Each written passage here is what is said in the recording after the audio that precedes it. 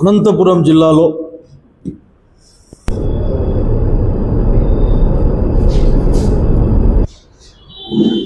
అట్లాగే ఆంధ్రప్రదేశ్ రాష్ట్రంలో సహజ వనరులు అంటే ప్రజలకు సంబంధించిన ఆస్తులు విచ్చలవిడిగా దోచుకోబడతా ఉన్నాయి.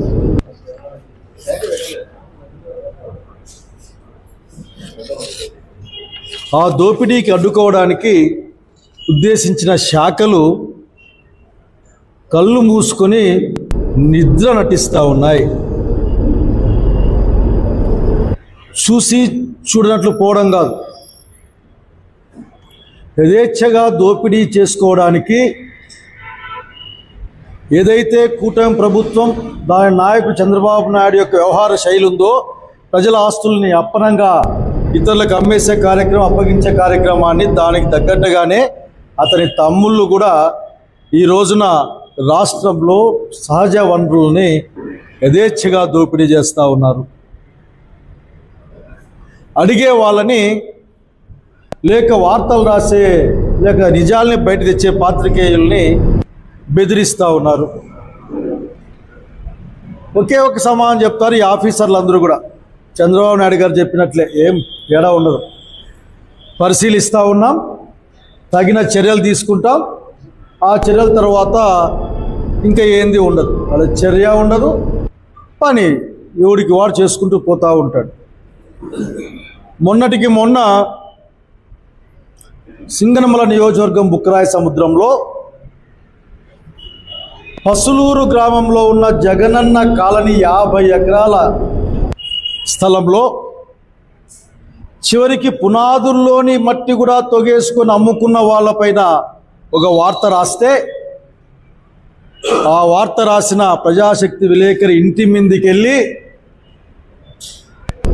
నానా అనరాని మాటలు వినరాని మాటల్ని ఇట్లని చెప్తే, ఇప్పుడు కనుక్కుంటే ఆ కేసు నిన్న స్టేషన్లో రాజీ అయిందట. అంటే ఈ ప్రభుత్వాధికారులు నేరం చేసిన వాళ్ళ పక్షాన నిలబడి రాజీ కార్యక్రమాలని, ఇందులో ఎవరెవరికి ఎంతెంత అందిందో కూడా చెప్పాల్సిన అవసరం ఉంది. ఇక్కడ ఇటువంటి వాటిని చూస్తూ ఊరుకోవడానికి వైఎస్ఆర్ కాంగ్రెస్ పార్టీ ప్రభుత్వంగా కాంగ్రెస్ పార్టీ కార్యకర్తలు సిద్ధంగా లేరు. అయ్యా, మీ దోపిడీ మీరు ఆపండి. నేను ఈ జిల్లా కలెక్టర్ని, ఈ జిల్లా మైనింగ్ ఆఫీసర్ని, ఈ జిల్లా పోలీస్ అధికారిని, వీళ్ళందరినీ అడుగుతా ఉన్నా నేను, ఏం చేస్తూ ఉన్నారు మీరంతా? అధికార పార్టీ వాళ్ళు ఏదని చెప్తే దానికి తల ఒక్కి లేక తల ఊపి వాళ్ళ అడుగులకి మడుగులు వత్తడం తప్ప ఈ మాట అనడానికి నేను బాధపడతా ఉన్నా. చుట్టుపక్కలే చివరి కొండలన్నీ నేలమట్టం అయిపోతా ఉన్నాయి.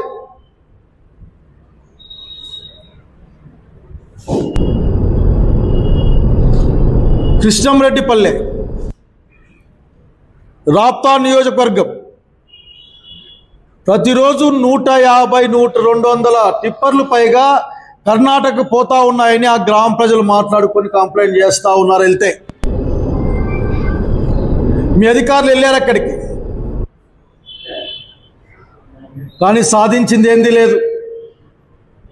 బహుశా భయపడి వెనక్కి వచ్చినారో, చేత కాకుండా వెనక్కి వచ్చారో నాకు తెలియదు, కానీ లేక ఎవరైనా బెదిరిస్తే భయపడ్డారో తెలియదు, కానీ అక్కడ ఎటువంటి చర్యలు లేవు. మా పక్కనే ఆలమూరు, గడ్డి గాదమక్కు ఉండేది, చెట్లు ఉండేది, పశువులు తోలుకునే వాళ్ళు, గొర్రెలు తోలుకునే వాళ్ళు. ఈ రోజున అనంతపురానికి ఒక కవచంలాగున్న ఆలమూరు కొండలు కూడా మొత్తం నేలమట్టమైపోతున్న పరిస్థితి చూస్తూ ఉన్నాం. అసలు మీరు ఏం చేస్తున్నారు మాకేం అర్థం కావడంలే. ప్రజలు చెప్తా ఉన్నారు తెలుగుదేశం పార్టీ టిప్పర్లు అని చెప్తే, పోలీసులు కానీ, రవాణా శాఖ అధికారులు కానీ, లేక మైనింగ్ అధికారులు కానీ, రెవెన్యూ వాళ్ళైతే అసలు ఆ పక్క మొహం కూడా చూపించడంలే అని వాళ్ళు చెప్తా ఉన్నారు. నిజంగా మీకు సిగ్గనిపించడం లేదా? నాకైతే అర్థం కావడం లేదు. ప్రతి నియోజకవర్గంలో ఇదే తంతు. రాయదుర్గంలో నేమకల్లు గుట్టల దగ్గర నేమకల్లులో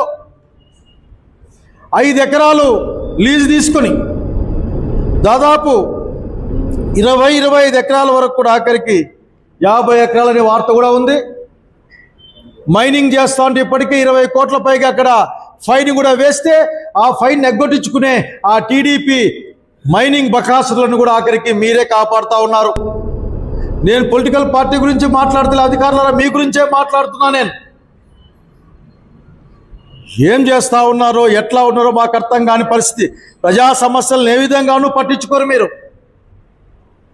అనంతపురం మొత్తం గుంతలు గుంతలుగా నిండిపోయినా, అనంతపురంలో ఆఖరి కిడ్నాపులు జరుగుతున్నా సరే మీరు పట్టించుకోరు. పక్కనే కొండలు తవ్వేసుకొని పోతున్నా మీరు పట్టించుకోరు. నేను చెప్పడం కాదు, అధికార పార్టీకి సంబంధించిన పేపర్లో ఒక వార్త వచ్చింది.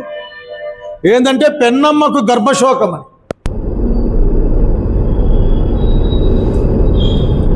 ఇక్కడ గర్భశోకం కలిగిస్తున్న వాళ్ళు ఎవరి పేర్లు రాయలేదు దీంట్లో. ఊరికే పెన్నమ్మ గర్భశోకంతో ఉంది అక్కడ. ఆ ఏఎస్పీ గారు చెప్తారు, మేము ప్రత్యేక బృందాలు వేసాం, కానీ ప్రత్యేక బృందాలు వేసినప్పటికి కూడా ప్రతిరోజు ఒక 100 పైగా రకరకాల వాహనాల్లో ట్రాక్టర్లు టిప్పర్లతో ఇసుక తరలిపోతూ ఉంది. కానీ మీకు కనపడదు. ఒక స్టేట్మెంట్ పడేస్తారు.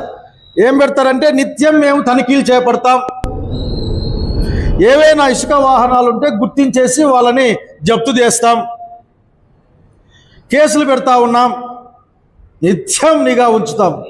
నిత్యం నిఘా ఉంచడం అన్నది మీరు అర్థం చేసుకోవాలా, దోపిడీని అరికట్టడానికే లేక దోపిడీని క్రమబద్ధం చేయడానికి కూడా నాకు అర్థం కావడం లేదు. చెప్పాల్సిన బాధ్యత ఉంది. మేమేమైనా మాట్లాడితే వైసీపీ వాళ్ళు కానక మాట్లాడుతారని చెప్పే పరిస్థితి. ఇంకన్ని దాంట్లో కూడా తిమ్మన చెరువు, పెద్దపప్పూరు, సోమనపల్లి ఎవరు మాట్లాడే వాళ్ళు లేరు ఇక్కడ. ఇంక ధర్మవరం అయితే ఇంక చెప్పడానికి లేదు. ధర్మవరం అయితే ఇంక మన్ను ఫ్లో బెంగళూరుకో లేక చుట్టుపక్కలకి. ఆ చిత్రావతి గుంతల్లో పిల్లలు చచ్చిపోతూ ఉంటారు నీళ్ళలో అర్థం కాక. ఆ చిత్రావతి రోజు నదిగా అది గుంతలుగా మారిపోయింది. చిత్రావతి నుంచి ఇంక ఇసుక అసలుకి ఎట్లా పోతుందో కూడా అర్థం కాని పరిస్థితి. దానికి రెక్కలు వచ్చేస్తాయి. ఆ రెక్కలు ఈ కూటమి నాయకులు ఏర్పాటు చేస్తారన్న సంగతి గుర్తు చేస్తా ఉన్నా. ఈ రెవెన్యూ ఆఫీసర్లు, మైనింగ్ ఆఫీసర్లు, అట్లాగే ట్రాన్స్పోర్ట్ ఆఫీసర్లు అందరూ కూడా ఆఖరికి వాటిని ముట్టుకోవడానికి కూడా మీకు ధైర్యం చాలడం లేదని ప్రజల మీద జోకులేస్తూ ఉన్నారు, నవ్వుల పాలవుతూ ఉన్నారు. టీడీపీ అంటేనే లేక కూటమి నాయకుల బండ్లు అంటేనే మీరే దగ్గరుండి పంపిస్తూ ఉన్నారని మా దుర్మాన ప్రజలు మాట్లాడుకుంటా ఉన్నారు. నిజంగా మీరు తల ఎక్కడ పెట్టుకుంటారో మీ ఇష్టం. మా నియోజకవర్గానికి వస్తే ఏం కనపడవా? పేపర్ల నిండా వార్తలు వస్తూ ఉన్నాయి. వాళ్ళ యొక్క సహకారంతో, వీళ్ళ యొక్క సహకారంతో, రెవెన్యూ ఆఫీసర్ల యొక్క మద్దతుతో మట్టి తోకొని పోతున్నారు అని మీకు కనపడడం లేదా? నాకేం అర్థం కావడం లేదు. అట్లా కాకపోతే మీరే అన్న అంశానికి బలం వచ్చి అంశం గుర్తు తెచ్చుకొని కోరుతా ఉన్నా. అసలు జగనన్న కాలనీకి అందరూ పోయారు. ముఖ్య కలెక్టర్ గారు, ఎస్పీ గారు, ఇంకా మిగతా తదితరులు అందరూ కూడా, రెవెన్యూ అందరూ కూడా పోయిరండి అక్కడికి. మీ యొక్క అసమర్థత లేకుంటే మీ యొక్క అధికార పార్టీకి లొంగిపోయిన తనం అక్కడ స్పష్టంగా కనిపిస్తుంది. మాట్లాడితే రాజకీయ నాయకులు మీకు మీ నెట్టే ప్రయత్నం చేస్తారు. తెలుగుదేశం పార్టీ దాని నాయకుల గురించి మరొకసారి మాట్లాడుకుందాం, చూస్తాం ఆ విషయాన్ని. కానీ అధికారులుగా మీరేం చేస్తారో చెప్పాలా.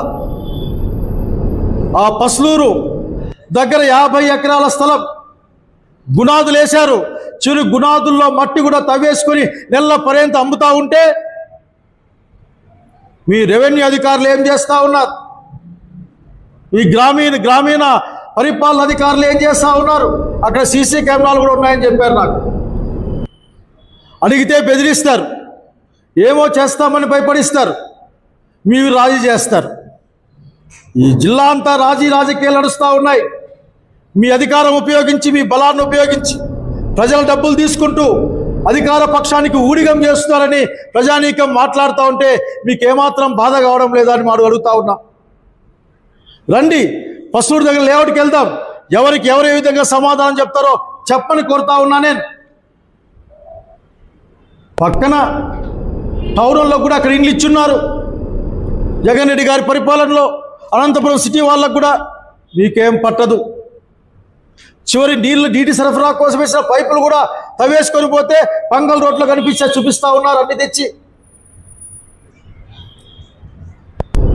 కరెంటు సప్లై ఇచ్చి, వాటర్ సప్లై ఇచ్చి దాదాపు 50 ఎకరాల లేఅవుట్ని ఈ రోజున ధ్వంసం చేశారు.